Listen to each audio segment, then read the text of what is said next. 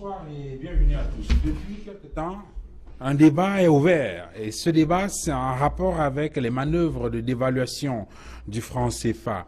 Des spéculations indiquent même de nouvelles parités. 1 euro pour 500 francs CFA en Afrique de l'Ouest, 1 euro pour 1300 francs CFA en Afrique centrale. C'est-à-dire une dévaluation dans un cas et peut-être pourquoi pas une réévaluation dans l'autre cas. Pour les tenants de la dévaluation, eh bien, c'est le passage obligé pour sortir de la récession en Afrique centrale. Pour d'autres, eh bien, il ne s'agit ni plus ni moins que des conséquences de l'indiscipline budgétaire et financière de la sous-région Afrique centrale, malgré les multiples mises en garde de la France et des institutions financières internationales. Oui, encore les institutions de Bretton Woods et leur camisole de force. Et voilà que renaît le débat sur la pertinence de ces mesures. Le débat sur la question de la souveraineté des politiques économiques, le débat sur la question de la souveraineté monétaire. Une monnaie africaine ne serait-elle pas la principale solution face à ces multiples spectres de dévaluation qui planent sur l'Afrique depuis plusieurs années? Avec ces mesures du FMI et de la Banque mondiale, le risque d'évaluation est-il maintenant écarté, notamment pour les pays de l'Afrique centrale? Le Cameroun pouvait-il se passer de cet autre diktat qui a tout l'air d'un nouveau programme d'ajustement structurel? 237 le débat ouvre justement le débat ce soir. Merci madame, monsieur de nous recevoir chez vous.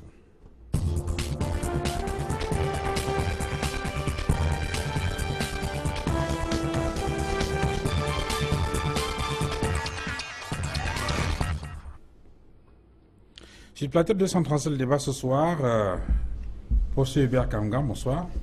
Bonsoir Duval et bonsoir aux très nombreux téléspectatrices et téléspectateurs qui nous regardent ce soir. Merci de m'avoir invité. Merci. Vous êtes ingénieur statisticien, économiste, vous êtes également homme politique. J'ai bien précisé que vous êtes militant panafricaniste. Vous vous définissez vous-même comme un résistant anticolonialiste, révolutionnaire panafricaniste. Et vous vous battez pour sortir le Cameroun de la zone CFA. Cela d'ailleurs consigné dans un ouvrage, notamment « Ce pourquoi je me bats ». Et c'est peut-être pas le seul ouvrage parce qu'il y a d'autres.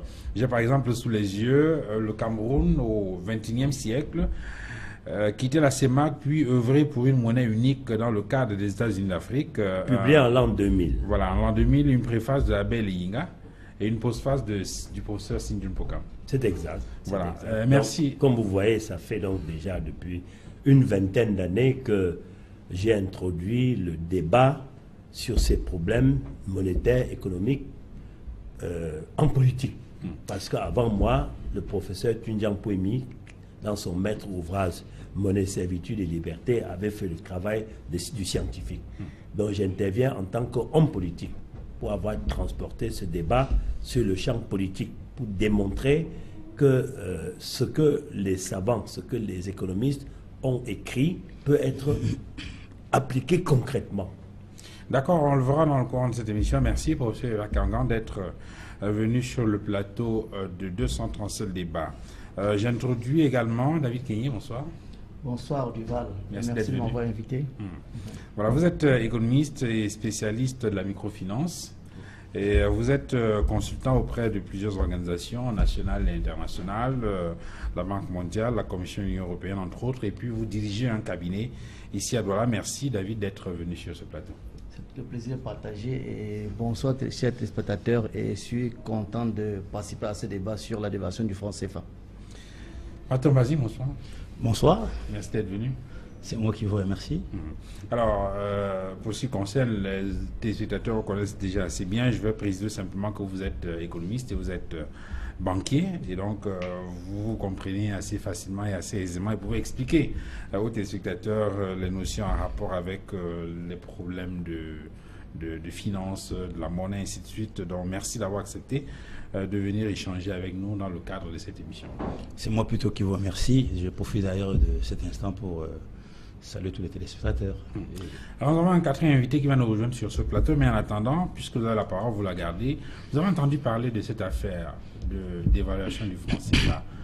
Est-ce que tout de suite vous vous êtes dit que c'était une rumeur, une fausse rumeur, ou bien vous pensiez effectivement que cela pouvait être vrai?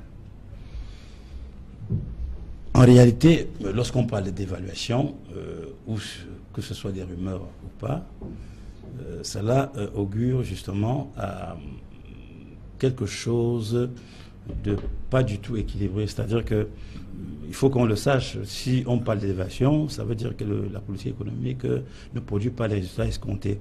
Donc, dans ce genre de situation, elle devient donc comme une solution qui doit permettre de régler le problème en ce qui concerne la création des richesses. C'est-à-dire que pour vous, le contexte socio-économique, non, dans la sous-région ou bien dans la zone CFA de façon globale, de façon globale, était tel que... de façon globale, lorsqu'on parle d'évaluation, ça veut dire que l'économie va mal. C'est-à-dire que c'est une façon pour ceux qui sont en charge de gérer la situation, de corriger et d'essayer d'apporter des solutions. Vous savez, une évaluation, ce n'est que la conséquence des politiques économiques négatives qui ont été mises en place. On ne dévalue pas pour le plaisir. Dévaluer, ça veut dire que l'on pense que certains équilibres dans les agrégations fondamentaux ne sont pas acquis. C'est-à-dire que lorsque vous avez une balance commerciale qui est structurellement déficitaire ad vitam aeternam, c'est-à-dire que vous importez plus que vous n'exportez, lorsque vous avez un endettement qui vole déjà à plus de 6% du déficit budgétaire, lorsque vous avez une croissance qui était estimée à hauteur de 6% et qui va se retrouver en 2015 à 4,8 et maintenant on parle de 3%. C'est-à-dire qu'il y a des indicateurs qui sont clairs. Il ne faudrait pas que lorsque les Camerounais veulent amener des débats, ils veulent... Non, si jamais on décide d'évaluer, c'est parce qu'avant cela, il faut le dire, toutes les politiques qui ont été mises en place par les institutions de prêtres ont échoué. C'est de manière claire, il faut le dire. Ça veut dire que lorsqu'on a fermé, privatisé, lorsqu'on a coupé, pour dire pareil simple, les salaires par 2 fois. Lorsqu'on a, on a mis toute une batterie de structures, de mesures, jusqu'à devenir pays pauvre très endetté, vous comprenez au final que j'ai peur que ces énièmes plans d'ajustement ne produisent pas d'effet. Donc, dans ce cas, donc, il est totalement normal et naturel qu'en tant que scientifique, que l'on puisse penser que, ayant tout essayé, entre guillemets, la seule chose qui vaille aujourd'hui, c'est de dire qu'on dévalue. Alors, David Kenyé, sur cette question-là, est-ce que vous êtes d'accord avec l'analyse de Martin qui semble indiquer que lorsqu'on commence à parler, lorsqu'on commence à faire planer le spectre d'évaluation, ça veut dire que, de façon globale, les politiques économiques qui ont été mises en place ont pratiquement échoué. Et que là, il s'agit de trouver une mesure qui permet effectivement de sortir la tête de l'eau. Oui, je crois que je suis d'accord en partie avec ce que Martin vient de dire. En tout cas, en fait de l'évaluation du franc CFA, je crois qu'à ce jour, un certain nombre de conditions sont réunies pour procéder à cette évaluation, même si ce n'est pas toutes les conditions. Notamment la baisse des réserves de devises. En 2015, on était dans la zone CMA à 6 500 milliards d'euros. En 2016, fin 2016, les devises ont baissé à moins de 3 000 milliards de francs CFA, qui constitue une baisse drastique. En 2014, nous avions un taux de couverture des réserves en devises dans la zone CFA de 90%. Et en fin 2016, nous retrouvons à 56%. Ce qui constitue un grand danger. Si le niveau de réserve continue à baisser, on ne pourra pas échapper à l'évaluation du franc CFA. Sauf que jusqu'à l'heure actuelle, la situation n'est pas encore, elle est critique, mais n'est pas encore alarmante. Alors justement, moi je pose la question parce qu'on se souvient qu'en décembre dernier, oui. Il y a eu une conférence des chefs d'État de la sous-région Afrique centrale oui. à Yaoundé. Oui. Et au terme de cette rencontre-là, je crois que la première résolution qui avait été prise, ou bien la première recommandation qui a été faite, c'est que le franc CFA ne sera pas dévalué. La situation était déjà pour autant, la situation était pour autant déjà assez difficile. Est-ce que on est dans un marché de dupes? Duval, nous avons ou bien on essaie de surprendre. Le pays de la zone CFA ont signé des accords de coopération avec la France. Donc la dévaluation ne dépend pas forcément des chefs d'État africains. Je donne un exemple simple. Dans l'un de ces accords, il est prévu que si les réserves de change sont inférieurs à 20%, automatiquement le processus de dévaluation sera déclenché. En décembre 1993, le taux de réserve était de 17%. Automatiquement, le Premier ministre Balladur a déclenché le processus et en janvier 1994, on a dévalué. C'était incontournable, on ne pouvait rien faire, c'est des accords qu'on a signés. Mais pour le moment, nous sommes à 54%, 54,6%, donc il y a encore de l'espoir. C'est pour ça donc le 23 décembre, la DG, la directrice générale du Fonds monétaire international et le ministre français des communes des finances, Michel Sapin, sont venus sonner tirer la sonnette d'alarme aussi sur l'État africain, l'Afrique centrale, pour leur dire attention, nous sommes à 54,6%. Si vous continuez, on vous a exposé à une deuxième dévaluation. Et on sait ce que c'est que la dévaluation pour un pays comme le Cameroun, pour un pays comme l'Afrique centrale en général, comme la Portugal, qui dépend à près de 90% des recettes pétrolières, des recettes pétrolières. Et qui dit recettes pétrolières dit matières premières, dont le secteur secondaire est pratiquement nul. Et c'est le secteur secondaire qui développe un pays. Alors, quelle est votre analyse de cette question, professeur Bakanga? Le spectre d'évaluation qui plane depuis quelque temps, on parlait d'une humeur. Maintenant, bon, on dit que ce ne sera peut-être pas forcément cela, compte tenu d'un certain nombre d'indicateurs. Bien. Vous avez fait allusion tout à l'heure à mon livre que j'ai fait publier en l'an 2000, intitulé « Le Cameroun au XXIe siècle, quitter la CEMAC, puis œuvrer pour une monnaie unique dans le cadre des États-Unis d'Afrique ». J'ai écrit à la page 133, noir sur blanc, que nos États sont entrés dans une période de dévaluation cyclique. Et que si rien n'est fait, 20-25 ans, il y aura des valeurs. Si tout reste figé, si les conditions ne sont pas changées, pourquoi? Ce qu'on ne dit pas souvent, c'est que le franc CFA n'est pas actif dans l'économie. Tout ce que nous exportons n'est pas produit avec le franc CFA. Tout ce que nous produisons, que ce soit le café, le coton, le cacao, ou le pétrole. Les pétroliers ne demandent pas de crédit auprès des banques. C'est en CFA. Ils produisent en dollars, puisqu'ils amènent leurs capitaux de l'extérieur. Quant au cacao, café, coton, aucun planteur ne bénéficie d'aucun crédit. Donc le CFA, il ne participe pas à la production. Conséquence, toutes les réserves de change, c'est-à-dire les recettes d'exportation, n'étant pas proportionnelles à la masse monétaire émise en CFA, étant complètement déconnectées, dès que, comme il vient de dire, c'est dit dans la convention de compte d'opération, lorsque votre masse monétaire n'est couverte qu'à 20%, lorsque les réserves, le montant des réserves au compte d'opération représente seulement 20% de la masse monétaire, se déclenche automatiquement. On le dit.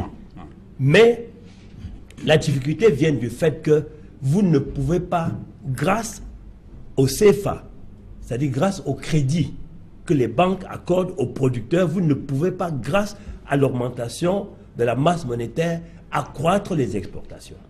C'est ça le problème.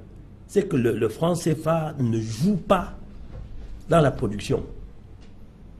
Prenez le bilan de n'importe quelle banque. Vous allez voir les crédits qu'on accorde. Il y a deux sortes de crédits. Il y a le crédit à la production. Bon, à part peut-être les bananeraies de Penja qui peuvent de temps en temps obtenir des crédits pour payer les employés, aucun planteur de cacao, aucun planteur de café, même pas à la rentrée, ne peut obtenir un crédit pour envoyer ses enfants à l'école et payer après. Il se débrouille tout seul. Ce qui fait donc que, oui, je l'ai dit, le franc CFA n'intervient pas. On attend donc que les réserves produites, j'ai failli oublier. J'ai dit qu'il y a deux sortes de crédits. Il y a le crédit à la production. Mais le crédit à la production n'est pas accordé aux producteurs. Il est accordé aux exportateurs agréés qui attendent que les producteurs prennent tous les risques. Pour qu'on se comprenne bien. Oui. Il y a une rumeur qui a circulé au sujet d'une probable dévaluation du franc CFA. Oui.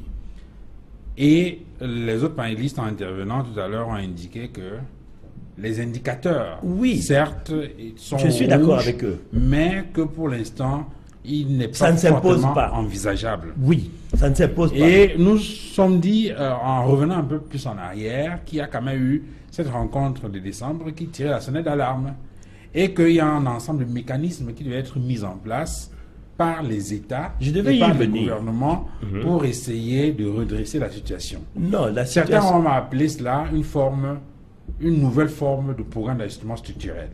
Et on a le sentiment effectivement que depuis quelques jours, le mécanisme est enclenché, puisque effectivement on parle déjà des prêts et autres qui sont octroyés. Puisque vous parlez de la conférence extraordinaire des chefs d'État de l'Afrique centrale, enfin de la CEMAC, du 23 décembre 2016, il y a eu 21 résolutions.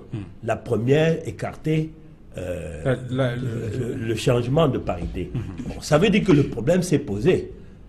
Je ne vois pas pourquoi on peut réunir 5-6 chefs d'État pour dire qu'on ne va pas dévaluer si le problème ne s'est pas posé. La résolution, il y a une autre résolution, j'ai oublié le numéro, mais il faut vérifier si ce n'est pas le 7, qui disait l'alternative à la dévaluation était les programmes d'ajustement structurel. On ne veut pas prononcer le mot parce que c'est devenu un traumatisme.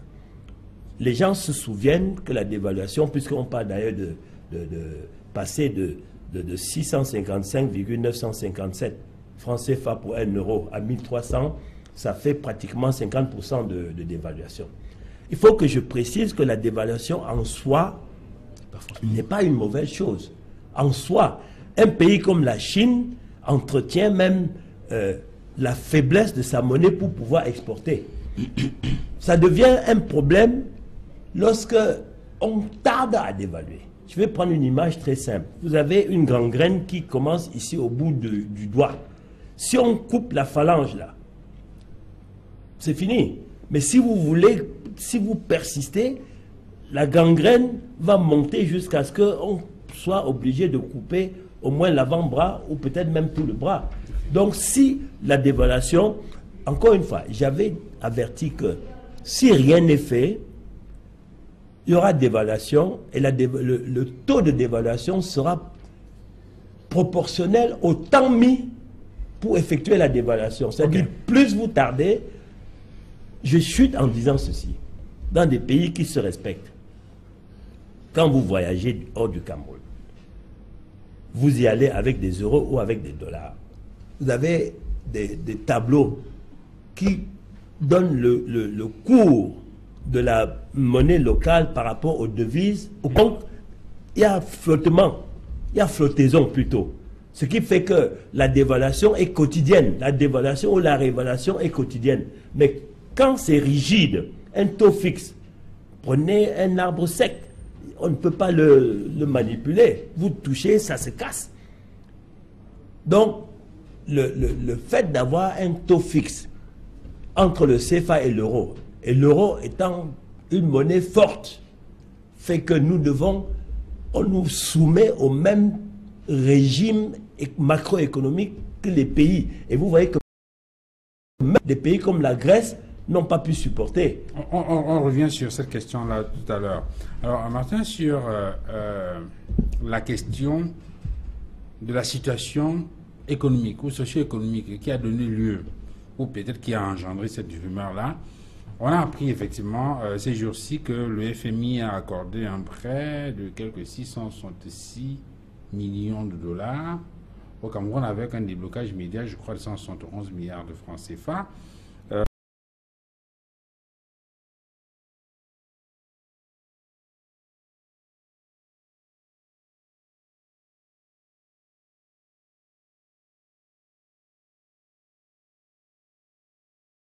Le constat qu'on a Bref, on indique que sur 3 ans, avec ces mesures-là, on pourrait arriver à un redressement de l'économie du Cameroun, selon les exigences qui ont été indiquées, en y associant certainement une bonne dose de crédibilité et de transparence. Est-ce que la question qui se pose, c'est est-ce qu'on était obligé d'y aller? Non, le véritable problème de la monnaie, il faut-il encore le rappeler, ce n'est que le reflet de la forteresse de l'économie. Oui. Au jour d'aujourd'hui, il ne faudrait pas maintenant que les gens ne dorment plus au Cameroun parce qu'on parle d'évaluation. Ce n'est pas un fait qui doit faire bouger les Camerounais. Chacun sait exactement quelle est la situation de l'économie camerounaise. Faut-il encore le rappeler, vous savez, on voit toujours là où on tombe, mais on ne voit pas là où on a glissé. Mais croyez-vous que les problèmes de structure de notre économie datent de 1984? Vous savez très bien que les loupés que le Cameroun fait, c'est depuis les indépendances.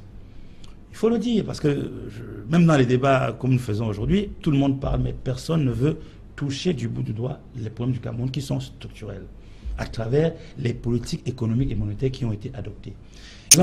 On a l'impression que tout ce que nous disons là, on oublie qu'une politique économique et monétaire efficace et dynamique est là pour une chose, réduire le chômage et améliorer les conditions de vie des populations. Alors si moi je m'en tiens à ça, je me rends compte que tout ce qui est fait depuis, au plan macro, au plan micro, est un échec puisque le chômage est à plus de 70%. De quoi parlons-on? Nous disons qu'une économie, une monnaie, n'est que le reflet du dynamisme de son économie.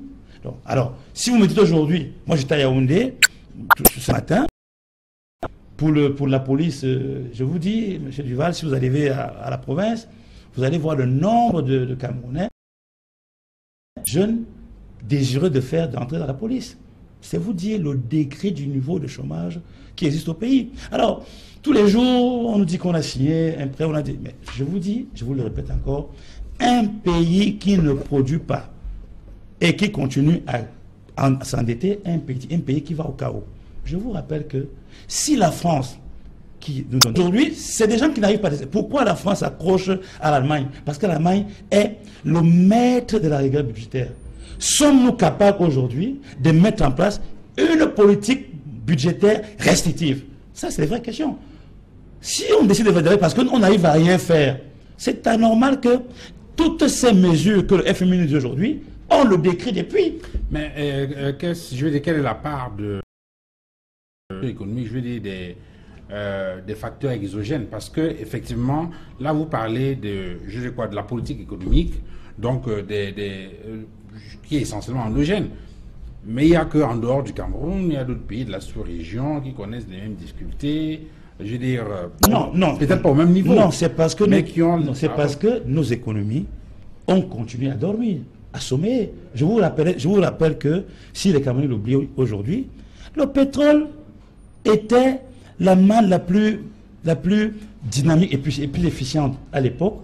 Mais ce pétrole était objet. Voyez-vous que vous avez un pays qui a l'or, qui a le diamant, qui a le pétrole, et vous décidez que le produit qui vous produit le plus de recettes, vous le mettez objet qu'on ne le contrôle pas. Donc, nous avons aujourd'hui le problème de l'industrialisation. Donc, quand on regarde les fondamentaux d'une économie qui va en se développement, on constate que son secteur secondaire dans l'industrie se développe. Au Cameroun, non. Laissez-moi finir. Au Cameroun, non. Est-ce que, de vous à moi, notre industrie a régressé ou bien se développe, ou bien est en train de se développer? C'est en cela que, lorsque vous avez fait FMI et Banque mondiale nous demande de resserrer, et je vous dis encore une chose, c'est que les Camerounais, les Africains doivent comprendre que le FMI, c'est une banque. Le FMI est une banque qui a pour objectif de faire des bénéfices. Donc ce n'est pas au FMI de venir et créer les politiques économiques de nos pays.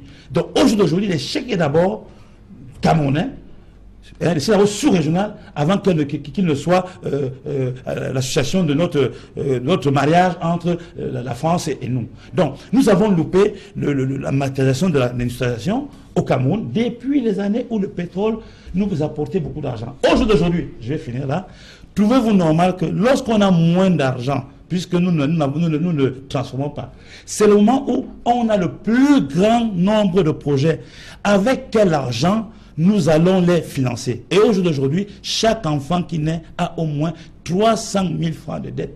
Quand il naît, nous allons les rembourser avec quoi? Et je chute en disant ceci. Vous pensez vraiment que de vous à moi Duval, c'est le énième plan d'ajustement qui va faire quoi? Moi, je ne crois pas en ça.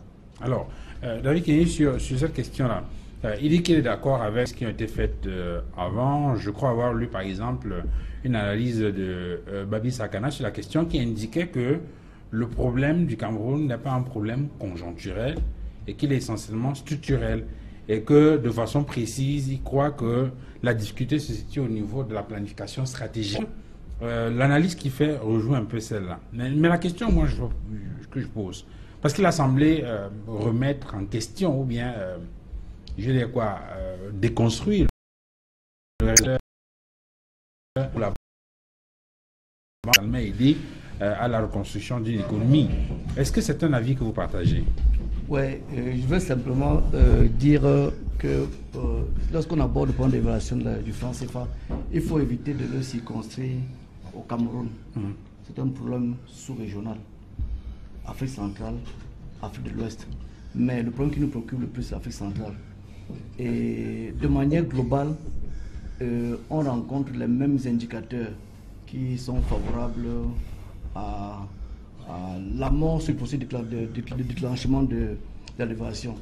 Notamment, vous verrez qu'au niveau de l'endettement, les pays de la zone CEMAC sont très endettés. Le taux d'endettement va de 60% à 80% en Congo-Brazzaville.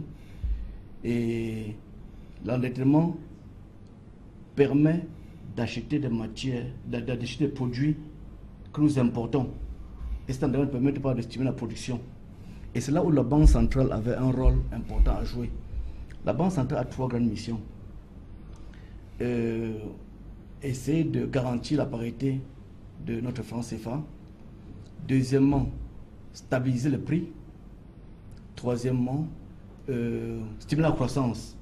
Mais la Banque centrale, la BER et la BCEAO ont plutôt tendance à privilégier la première mission. Elles se battent pour stabiliser la parité du franc CFA et mettre au calendrier grec la stabilisation des prix sur le marché et la stabilisation de la croissance, ce qui est mauvais. En conséquence, il n'y a aucune attention, on n'a aucune attention qui est portée sur les productions locales, la transformation. Un exemple simple. Aujourd'hui, en Afrique centrale, on importe pratiquement tout. On importe tout jusqu'au cuidant. Vous verrez combien de ministres d'Afrique centrale peuvent venir sur la télévision avec une chemise africaine, avec une chemise locale. Donc tout est importé. Et lorsque nous dépendons de l'importation, on ne peut pas transformer. Et lorsqu'on ne peut pas transformer, on ne peut pas créer de la richesse. Tout à l'heure, M. Hubert Kamgan disait qu'il n'y a pas de crédit. C'est vrai que c'est vrai qu'il était un peu plus dur. On accorde le crédit, mais pas comme on aurait souhaité. Parce qu'il y a beaucoup de frais à l'octroi de crédit. Un exemple. Le coût des impôts et taxes, lorsque vous demandez un crédit à la banque, est très élevé. La taxe qui permet de produire la richesse, qui permet de créer la richesse, vient renchérir le coût de crédit. Et ça bloque, ça freine, ça constitue un obstacle à la production. Donc, ensuite, on a noté de manière globale en Afrique centrale un déficit, le niveau de déficit budgétaire est assez élevé, notamment au Congo qui approche pratiquement 18%, ce qui est à mon avis alarmant. Donc avec toutes ces conditions réunies, nous pensons que si les chefs d'État africains dans leur politique ne tirent pas les taureaux par les cornes, Je crois qu'on n'est pas loin d'une dévaluation. Je voulais ajouter quelque chose en disant qu'il ne faut pas oublier que lorsque vous continuez à importer, vous fabriquez la croissance dans les pays de ceux qui fabriquent les produits et vous créez de l'emploi. C'est-à-dire que tout est au... Je ne veux pas dire que tout est au rouge, mais lorsque nous savons que notre balance commerciale, ça part d'abord de là, parce que la balance des paiements, c'est tous les mouvements. Hein. Lorsque vous savez que de façon structurelle, quand on dit structurelle, c'est un gros mot, dans la durée, hein, le Cameroun, la balance commerciale camerounaise a toujours été déficitaire. Ça veut dire que nous importons plus que nous exportons. Hein. Ça veut dire que, au lieu de chercher les voies et moyens pour créer, hein, pour créer la croissance chez nous, on la crée vers des pays qui fabriquent ces produits et qui nous envoient ici. Vous comprenez? Donc il y a un double enjeu négatif. Non seulement nos devises, on ne peut pas les vendre. Lorsque les cours baissent, on a moins de devises, notre coût d'opération baisse en termes de valeur absolue. En même temps, nous n'arrivons pas à créer de l'emploi. Donc, pour moi, c'est le nœud et le cœur de notre problème, de notre économie. Et si vous regardez très bien, toutes ces économies, lorsque les coûts des matières premières sont hauts, chacun pense qu'il est à l'aise. Et vous avez constaté aujourd'hui que pour toutes ces économies qui ne sont pas assez diversifiées, c'est le branle-bas. Okay. On reçoit sur ce plateau Maître Jean Dioumou, bonsoir. Bonsoir Duval, bonsoir à tous les autres panélistes. Merci bonsoir Hubert Kangal. Bonsoir, bienvenue à Douala. Oui, merci. Je suis heureux d'être sur ce plateau avec vous. Merci. Alors, vous nous avez donc rejoint sur ce plateau. Je voulais juste indiquer qu'avant votre arrivée, on échangeait sur la question de cette rumeur autour de la dévaluation du franc CFA. Et puis dans le sillage de ces rumeurs-là, il y a ce prêt que le FMI a accordé au Cameroun dans le sens de l'aider à redresser son économie. Bon, peut-être que tout à l'heure on verra avec Hubert Kangal et les autres s'il faut faire un lien entre tout cela. En tout cas, on sait que tout est parti pratiquement entre griffes. Hein, si on parle des origines immédiates, peut-être de cette conférence de décembre 2016 à Yaoundé, où on a tiré la sonnette d'alarme et où il était question de prendre un certain nombre de mesures pour essayer donc de remettre les économies des pays de la sous-région Afrique centrale sur les rails. Et donc, il y a une série de mesures qui est donc engagée là. La question que je vais poser, vous êtes avocat et très souvent vous avez des gens à la barre. C'est peut-être vous qui êtes à la barre ce soir. Est-ce que vous reconnaissez comme celui qui a fait circuler cette rumeur sur la dévaluation du franc CFA? C'est bon de me mettre à la barre. Oui, je plaide coupable. Oui, effectivement, j'ai publié une alerte. Dans mon rôle d'alerte, j'ai tiré l'alarme sur la dévaluation du franc CFA, qui n'est pas une rumeur, ce qu'on va dire. Puisque de toutes les façons, l'alerte a permis que des gens qui sont concernés se mobilisent, que ce soit les États, ici et là-bas, que ce soit les banques. Des réunions ont eu lieu pour se préparer. Donc ce n'est pas une rumeur, c'est une on va dire quoi, c'est une nouvelle. C'était une nouvelle, et ça le reste d'ailleurs. Donc, fondez-vous pour... sur des faits concrets, et sur les rapports de nos experts, sur des faits concrets, très simples. Je ne suis pas économiste comme Hubert Kamga et peut-être les autres panélistes, mais je suis quelqu'un qui a quand même, on va dire quoi, un peu de la jugeote, tout simple. C'est-à-dire que celui qui sait que 1 plus 1 égale 2, d'après ce qu'on lui a dit. Et donc, tout part de la visite de Madame Lagarde, et ici, qui est la directrice du Fonds monétaire international, et de M. Sapin, qui était ministre de l'économie, lorsqu'ils sont venus pour parler des problèmes de l'Afrique centrale, spécifiquement avec le président. Il parlait de décembre 2016. Oui, décembre 2016, 23 décembre 2016 à Yaoundé. Oui. Donc, quand ils sont venus pour voir M. Paul Biya, pour l'inviter à rassembler ces autres collègues de l'Afrique centrale, il était question de tirer la sonnette d'alarme sur une probable dévaluation. Et c'était ça qu'ils avaient dans leur mallette. Et le président de la République, M. Paul Biya, avait donné la parole au doyen, à M. Obiangema, qui leur a dit que nous ne pouvons pas discuter de d'évaluation avec vous parce que ça causerait trop de problèmes en ce moment avec nos... Oui, mais sur les faits, puisqu'on parle des faits, sur les faits, oui. Au sortir de cette rencontre-là, Oui. c'était indiqué de façon claire dans la déclaration qui avait suivi que le franc CFA ne serait pas dévalué. D'où vient donc finalement que quelques semaines après... Allons-y. Bon, vous voulez qu'on brûle les étapes, on peut brûler effectivement les étapes. C'est-à-dire quelques semaines après, on pensait effectivement que le problème était résolu puisqu'il avait été convenu que nous devrions nous serrer les ceintures. Ouais.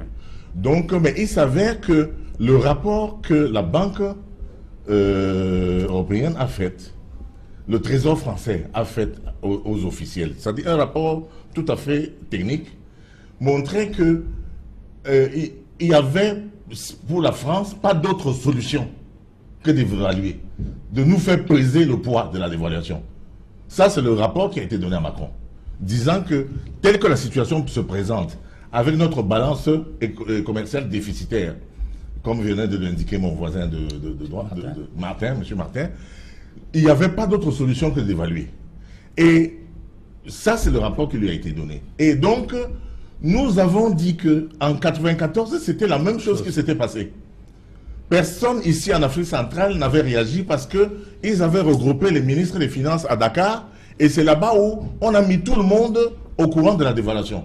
Chacun a été simplement informé et indiqué qu'il devait rentrer chez soi pour préparer ses troupes à se serrer la ceinture, à diviser les salaires, etc. Oui, mais ce qu'on a entendu sur ce plateau, c'est qu'un rapport du Trésor français seul ne suffit pas pour qu'on opère une dévaluation. Si nous vous avez suivi, comme nous, la campagne présidentielle en France. Il ressortait dans tous les candidats disaient que la situation de la France était au plus mal, financièrement parlant. Donc qu'elle avait des difficultés. Mais il se trouve que quelqu'un qui a des difficultés, la France qui a des difficultés, est liée à nous par rapport à un contrat. Le contrat de 1972 sur la convention, n'est-ce pas, monétaire que nous avons avec elle, qui fait d'elle notre garante. Garante, c'est quoi? C'est comme une assurance qui dit qu'elle est garante de la convertibilité illimitée. C'est l'article 7 et 9 qui dit que la France, pour gérer notre monnaie, gérer la gestion de notre monnaie et la fabrication de notre monnaie, la contrepartie, c'est qu'elle doit garantir la libre convertibilité illimitée. Et j'entends par libre convertibilité illimitée le fait que si nous sommes en difficulté, ou s'il y a un sinistre, l'assureur couvre. Donc nous sommes en difficulté, c'est notre assureur, c'est notre garant, c'est-à-dire la France qui injecte dans les fonds. Okay. Qui injecte les fonds. Et donc, c'est ce qui s'est passé. Donc maintenant, il y a eu une autre réunion européenne avec Macron et avec Angela Merkel, d'où il a été ressorti que la signature des APE avec les Africains visait pour objectif de concurrencer les produits chinois. Maintenant, si nous allons à la dévaluation, l'objectif ne sera pas atteint parce que les produits français, les produits européens qui vont venir chez nous seront frappés de la dévaluation et donc on n'aura pas atteint l'objectif. Parce que l'objectif était qu'ils soumettent leurs produits, soi-disant de bonne qualité, par rapport aux produits chinois un peu de qualité douteuse et que le consommateur devait préférer donc acheter les produits occidentaux. Maintenant, si on dévalue, qu'ils viennent, ils ne pourront donc pas faire cette concurrence-là, l'objectif ne sera donc pas atteint. C'est pour ça que la Banque européenne a accepté donc de couvrir, puisqu'ils sont à l'euro, de couvrir le déficit que nous pouvons avoir. Voilà. Donc ça, c'est ce que je sais. Non, il y a beaucoup d'inexactitudes dans ce que j'entends là. Non, disons que moi, ce que je dis, comme je vous ai dit, j'ai des informations sur lesquelles l'analyse l'économie ne m'appartient pas. Pas l'économie, non, même juridique. Allez-y. Même juridique déjà. C'est la convention de compte d'opération. Il y en a eu en 1973 entre la France et les États membres de la BERC et qui a été révisée en 2007. La convention, pour résumer, dit que la France s'engage à convertir de façon illimitée. Oui. Mais attendez, Non, je dis rien, je vous écoute. Est-ce que je suis en train de parler? Je vous écoute. Je ne peux pas me permettre d'être impoli. En prenant et converti avec les réserves que vous avez vous-même déposées auprès du Trésor français. Il a même parlé de la Banque centrale.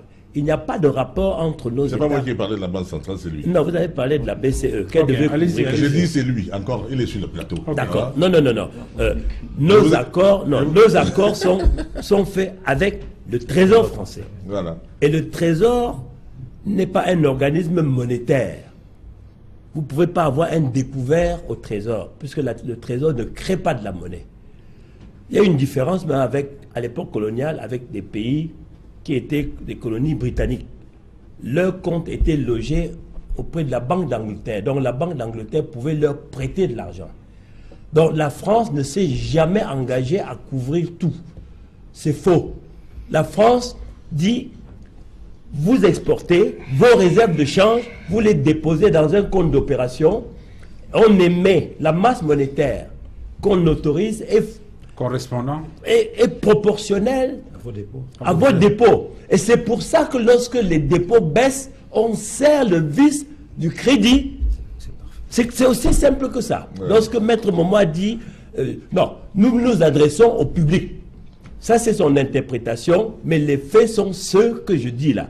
Si la France était engagée à couvrir tout, elle aurait logé plutôt notre compte auprès de la Banque de France. Parce que la Banque de France peut créer de la monnaie et prêter. À la différence du Trésor. Le Trésor ne peut pas prêter un sou monétaire. Et c'est pour ça, souvenez-vous du terme, quand il y a un problème, la France dit qu'elle fait une aide budgétaire, pas monétaire. C'est très important. Ceci dit, j'ai l'impression que ce que j'ai donné, que ça ne passe pas encore.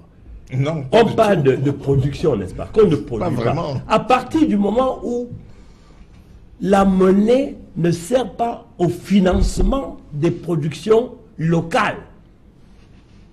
Je l'ai démontré, vous avez confirmé, vous avez même amplifié en disant que, en plus, même le peu de crédit qui est donné est grevé par des taxes qui font que de toute façon, le crédit ne permet pas de mener une activité rentable, à plus forte raison exportatrice. Donc, la monnaie, le CFA, ne joue pas son rôle de production. Parce qu'on dit on ne produit pas, mais la monnaie précède la production. C'est-à-dire le crédit, si vous n'obtenez pas le crédit, avant, vous ne pouvez pas produire. Et vous verrez, quand il dit que nous importons tout, mais vous êtes banquier, je crois. Dépouillez vous-même les bilans des banques. Regardez à quoi servent les crédits que les banques accordent. La productrice d'un d'igname ne peut pas obtenir un crédit pour produire l'igname. Le tailleur ne peut pas obtenir un crédit. On donne le crédit à l'exportateur agréé. Ça, c'est le crédit prétendument à la production. Donc, il produit le service de ramassage des produits que les paysans, avec leurs ongles, sans crédit, ont réussi à produire. Donc la quantité ne peut pas être élevée.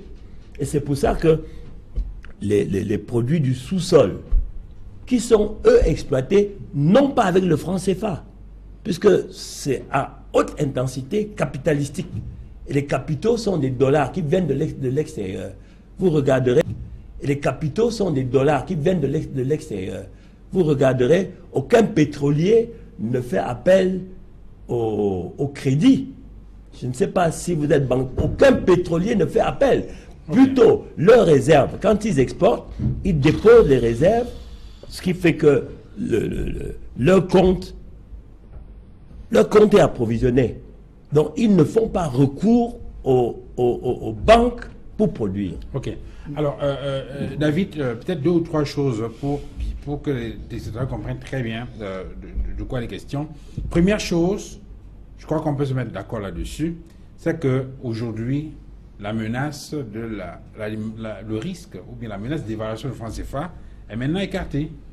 On peut le dire, on peut le dire de façon... S'il vous plaît, il faut expliquer très bien. Mais parce aux que gens. j'avais indiqué tout à l'heure. Attendez, il faut expliquer très bien aux téléspectateurs. Parce que dire que c'est écarté sans le dire. Pour l'instant, il faut que ce soit bien clair. Oui. Pour des arguments comparativement à l'année 93 qui a été l'année où on a déclenché le plan d'évaluation. Oui. En 93, tous les pays de la CEMAC, en tout cas tous les pays, les 14 pays de 15 CFA, même. oui, 15 pays de CFA étaient en récession. En fait, la croissance était pratiquement négative, le taux de croissance était négatif. Oui. Mais aujourd'hui, le taux de croissance est positif dans tous les pays de la CEMAC. Donc, au moins pour ce premier cas, on comprend que ça nous met à l'abri de la dévaluation. Deuxièmement, en 93, le taux de couverture de nos engagements à court terme par les réserves de devises était de 17%. Aujourd'hui, nous sommes à 54%. Ça, c'est un deuxième élément qui nous sécurise, qui nous rassure. C'est-à-dire qu'on était à moins de 20%.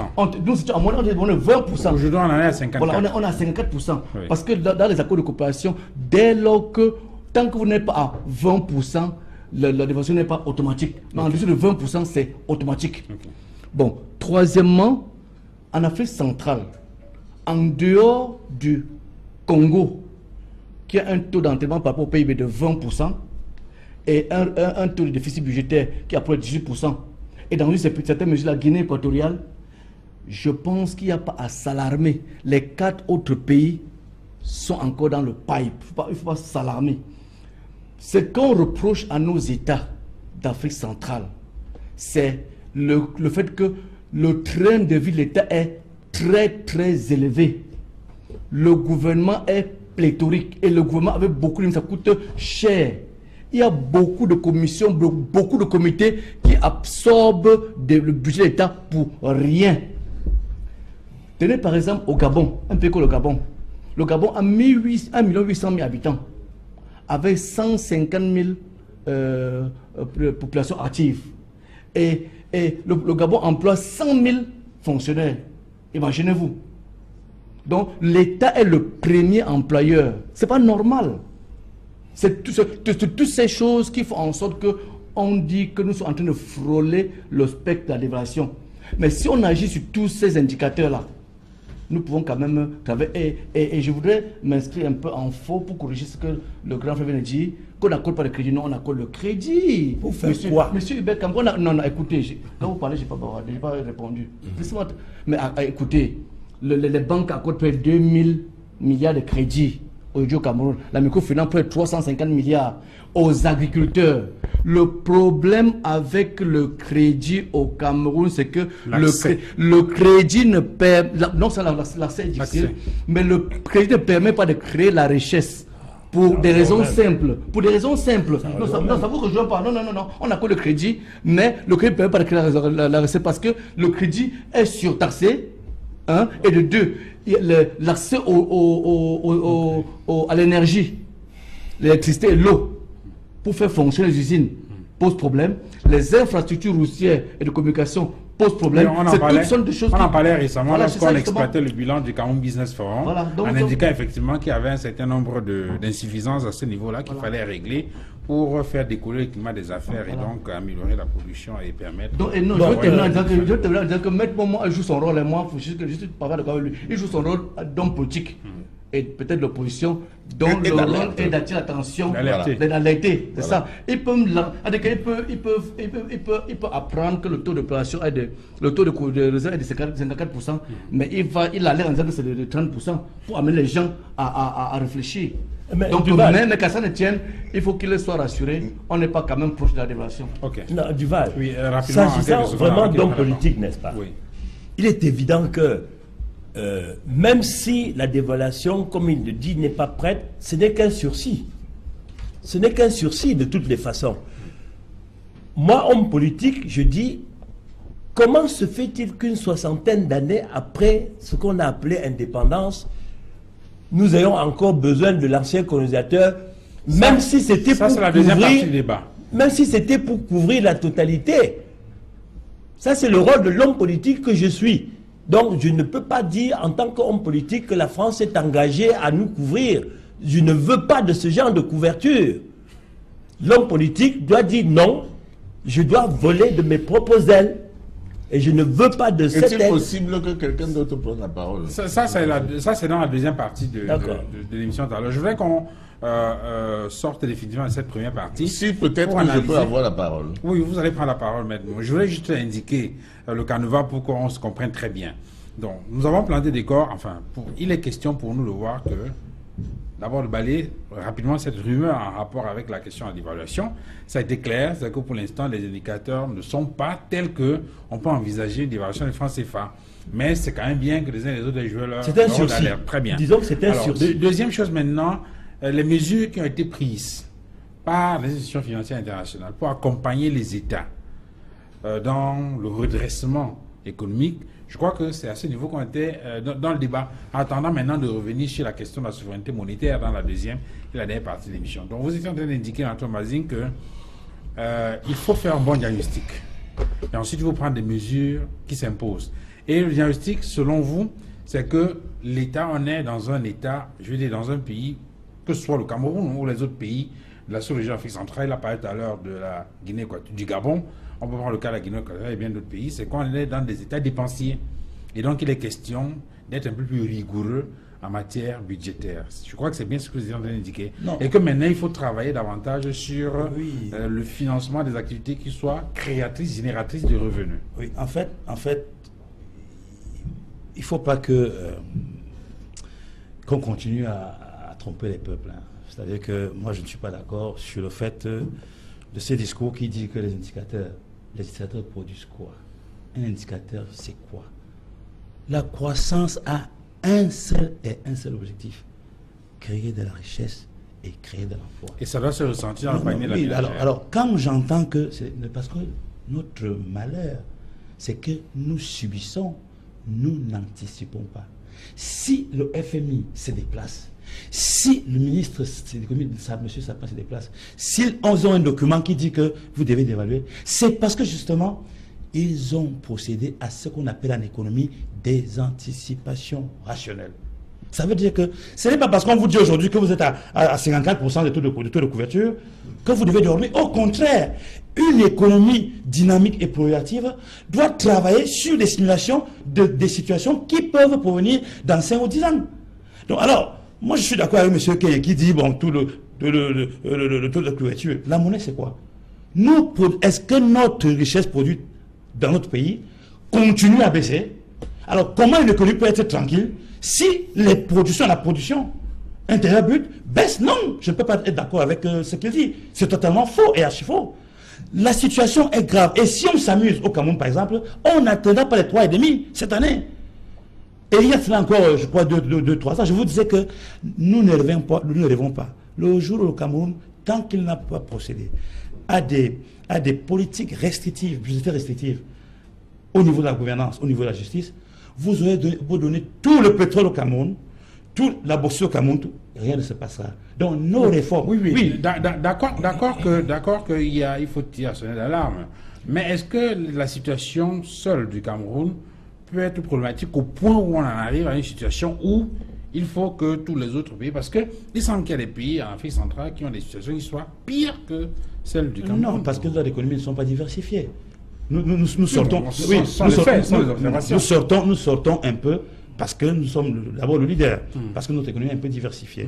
Mais ces pays-ci, il y a de ça 2 ans, qui pouvaient parler devant la Guinée équatoriale. Je suis en train de vous dire le problème, il est notre incapacité à penser des modèles économiques. Vous croyez que le modèle économique que donne le FMI, moi, ça ne me sied pas. C'est des modèles qui ont produit un seul résultat, c'est l'échec. Donc nous ne pouvons pas dire aujourd'hui que parce que le taux de croissance est positif, parce que le taux de couverture est remonté à 54, parce que non, il faut qu'on se le dise, nous avons raté, il y a cela 30 ans ou 40 ans, notre capacité à développer le secteur industriel, le secteur secondaire. Oui. Et cela aujourd'hui pèse, et tant que nous sommes arrimés à ces politiques du FMI et la Banque mondiale, moi je vois encore très mal. Je vous dis aujourd'hui que nous allons recommencer dans 3 ans. Je vous dis qu'on va créer notre plan. Ces plans d'ajustement successifs ne produisent rien, au contraire, créent plus de corruption, Je vous rappelle que moi, ce que j'aurais souhaité, je vais chuter là-dessus, c'est que, au lieu que la banque, le FMI, continue de donner l'argent, qu'on fasse d'abord le point de ce qu'a produit toutes les ressources que le FMI a données au Cameroun. Quelle est cette banque-là qui vient là? Vous venez chez moi, M. Duval, vous avez votre dossier de crédit. Je vous dis que vous avez une entreprise. Quand je fais l'analyse de votre bilan, il n'y a pas que les chiffres. Nous disons dans l'analyse financière que ce qui est plus important, c'est d'abord le descriptif. Si vous êtes incapable de décrire votre projet, le taux d'intérêt que je vous donne après, le reste que je vous donne après, ne sert à rien. Mais Martin, en attendant de la parole à David, sur cette question, vous ne pouvez pas dire qu'on n'a pas fait d'évaluation. Après la première dévaluation et le programme d'ajustement structurel qui a été mis en place... Je parle de l'évaluation du banquier prêteur. Qui est le FMI. Dans le cas d'espèce, le programme d'ajustement structurel qui avait été mis en place, pour certains, effectivement, il y a une évaluation, puisque il y a eu, on a parlé de l'atteinte du point d'achèvement, ensuite il y a eu comment ils ont appelé ça, la réduction à la dette, et puis après les États ont retrouvé leur souveraineté dans l'établissement des politiques. Si vous ne me laissez pas parler, nous allons faire comme on fait habituellement, parler des gros mots et que les gens ne comprennent. Je vous dis ceci, si je dis le contraire, vous me pouvez le contraire. Je vous dis ceci, les politiques d'ajustement qui ont été produites par FMI sont des échecs. Et je vous dis ceci, que si je suis banquier, vous me posez votre demande de crédit, je suis à même de vous dire que pour que je vous donne ce crédit-là, faites-moi ceci.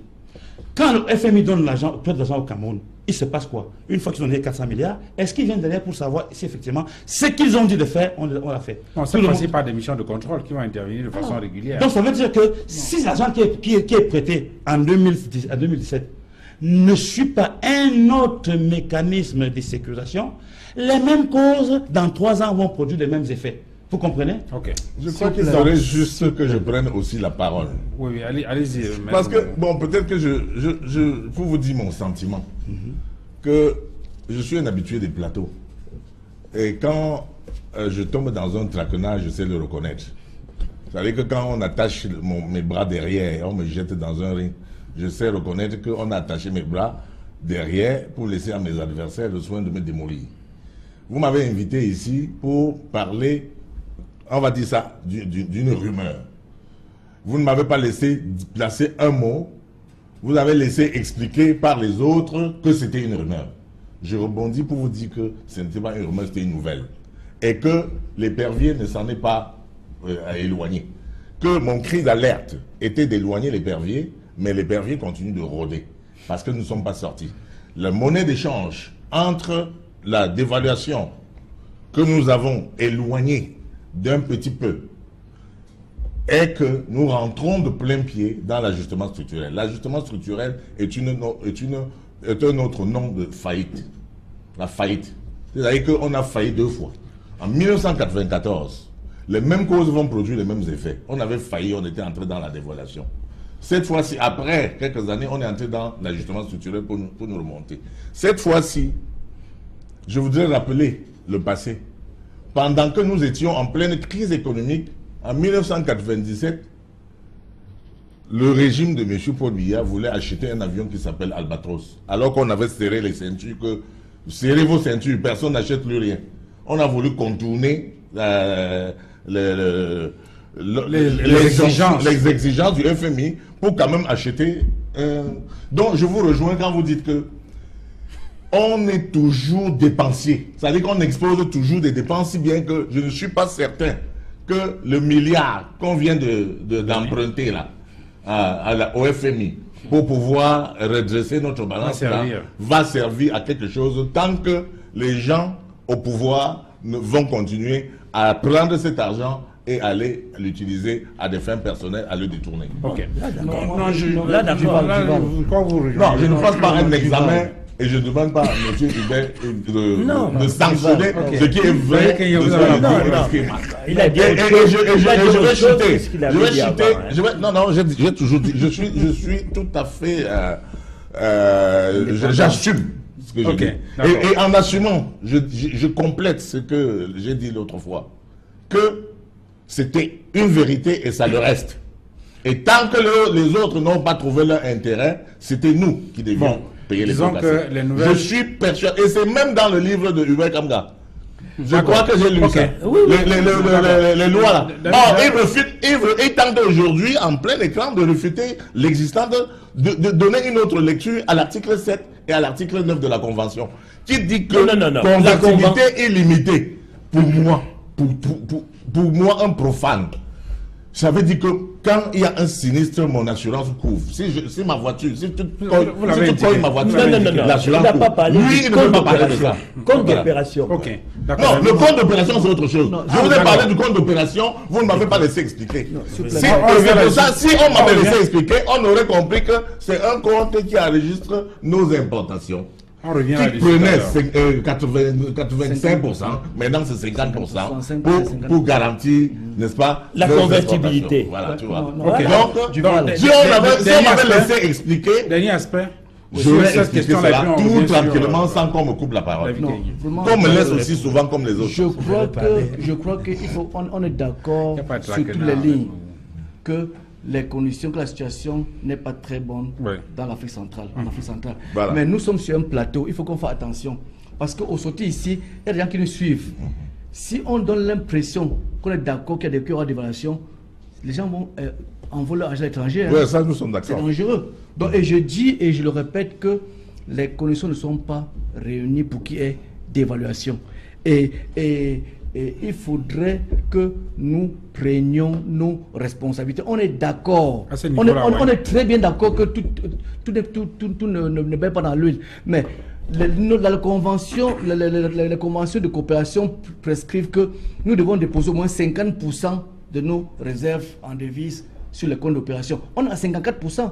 Donc il n'y a pas à s'alarmer. Et ces mêmes conventions disent que c'est quand on est en dessous de 20% qu'on déclare pour l'évaluation. Nous sommes à 54%. Donc faisons très attention. Travaillons sur les mesures pour juguler le train de vie. Et justement parlant, évitons d'alarmer. Et justement parlant de ces mesures-là, et parlant justement de ces mesures-là, est-ce que vous êtes d'accord avec les autres qui estiment que le programme d'ajustement structurel, disons ça comme ça, tel qu'il est prescrit là maintenant, ne peut pas être une solution durable au redressement économique et véritablement un développement économique? Non, à mon avis, ça ne peut pas être une solution parce que tous ces programmes de bottom-up là sont là pour défendre les intérêts des étrangers. Ça, c'est clair. D'accord. Pour y arriver, la première des choses, c'est commencer par l'OMC. Les États de la zone CEMAC devraient aller obtenir de l'OMC un sursis pour pouvoir protéger les industries locales pendant au moins 25 ans. C'est ce que les pays asiatiques ont fait. Les pays asiatiques ont pu obtenir de l'OMC qui reste pendant 50 ans. Que leurs industries locales soient protégées pendant 50 ans contre la concurrence. Mais pour cela, il faut qu'ils soient en mesure de produire. Mais il faut qu'on soit en mesure de produire. Oui. Et c'est pas le plus difficile. Ouais. Nous avons les matières premières. Est-ce que vous savez que les conventions de coopération prévoient au départ que les colonies d'Afrique devaient uniquement produire des matières premières et l'Europe devait transformer. L'Afrique devait transformer.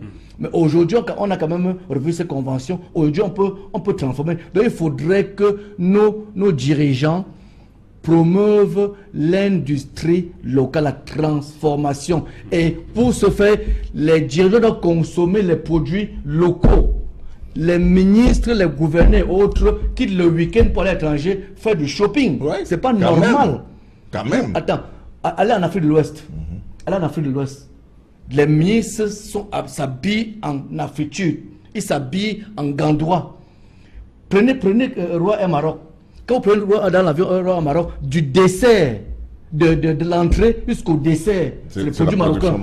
Allez au Maroc, dans tous les restaurants marocains, même les restaurants étrangers qui s'installent au Maroc,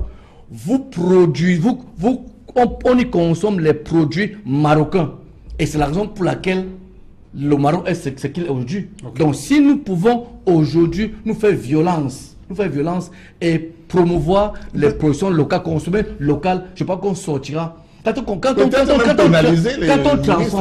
on transforme, on augmente la classe secondaire, et c'est la classe secondaire qui fait grandir un pays, qui fait croître un pays. Très bien. Donc, on est d'accord que le salut passe par la rigueur budgétaire, par le patriotisme économique, par le développement du tissu industriel, ainsi de suite. J'aimerais bien chuter là-dessus. Pardon, juste une seconde, pour dire que je suis parfaitement d'accord avec lui, mais comment faire avec ce régime qui est là, qui est un régime budgétivore, consommateur, criminel? C'est-à-dire que c'est eux, quand on parle de champagne là, de se laver avec le champagne, c'est eux. Quand on parle d'aller s'habiller à Paris, au Vuitton là, c'est eux. C'est les grands qui sont là. Quand on parle des taxes, c'est encore eux. Comment vous voulez surtaxer tout? Si l'eau à boire, l'électricité, la banque, où vous pouvez emprunter de l'argent pour faire fonctionner, pour créer une industrie, vous ne pouvez pas le faire parce que l'État est partie prenante de ce que j'ai appelé la communauté des voleurs. C'est-à-dire que vous aurez accusé l'entreprise qui produit l'eau de voleurs, mais vous verrez que c'est l'État qui pousse. Okay. Puisque l'État, à chaque facture, prend ce qu'on appelle la TVA. Il y a la TVA et toutes les taxes sont partout et c'est le peuple qu'on presse comme de... Je ne parle pas en politicien, je parle en consommateur fâché qui trouve que je ne peux pas aller à la banque prendre de l'argent pour fabriquer les jus de mangue, alors que les mangues pourrissent. Alors pour sortir de... Tout simplement parce que je ne pourrais jamais... La deuxième partie de cette émission, la dernière, c'est sur la question, je vais dire, c'est sur l'autre aspect, l'autre porte de sortie UA Kangan, programme d'ajustement structurel non évalué avec des résultats qui ne sont pas probants. Est-ce qu'aujourd'hui, la question de la souveraineté monétaire pourrait être la solution définitive par rapport à toutes les difficultés d'ordre économique que connaissent les cela va de soi, et je vais évoquer un sujet qui paraît anodin pour embrayer là-dessus. Quand on parle de la monnaie, il s'agit de la politique d'émission. Politique d'émission de la monnaie. C'est-à-dire que la Banque centrale décide d'accorder des crédits ou même de faire circuler les scies monétaires d'une certaine valeur. Je crois que chacun a constaté que quand vous allez à la banque, vous prenez une fiche de retrait. Voici une fiche de retrait. Vous avez la colonne des billets et la colonne des pièces. Si vous voulez retirer 35 000 francs, vous remplissez 2 000, 1 500 et peut-être des pièces, on va vous dire systématiquement qu'il n'y a pas de petites coupures. On va vous donner 3 billets de 10 000 et un billet de 5 000. Je veux dire qu'il y a raréfaction de la petite monnaie. Ouais. Ça n'a l'air de rien. Mais vous avez plus de 90% de la population qui est exclue de tout. Puisque ce sont des gens qui ne sont pas, quel que soit le taux de croissance, la seule manière pour la femme qui se promène avec les ignames bouillis ou le njakatou qui vend à 100 francs, sa seule source de revenus, c'est de vendre son bibelot. Et quand vous n'avez que des billets de 10 000, de 5 000 et pas de pièces, ces gens ne vous réalisent même pas 40% de leur chiffre d'affaires potentiel.